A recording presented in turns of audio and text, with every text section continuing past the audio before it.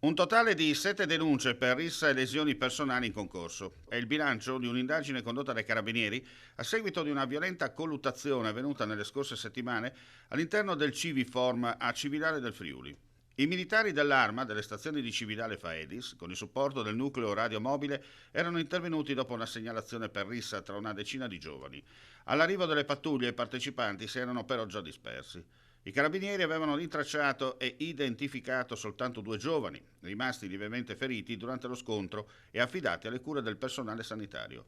Secondo quanto ricostruito nel corso delle indagini, durante la colluttazione sarebbero stati utilizzati bastoni e altri oggetti contundenti. Gli accertamenti successivi hanno consentito di identificare 7 presunti partecipanti, cittadini extracomunitari, denunciati in stato di libertà.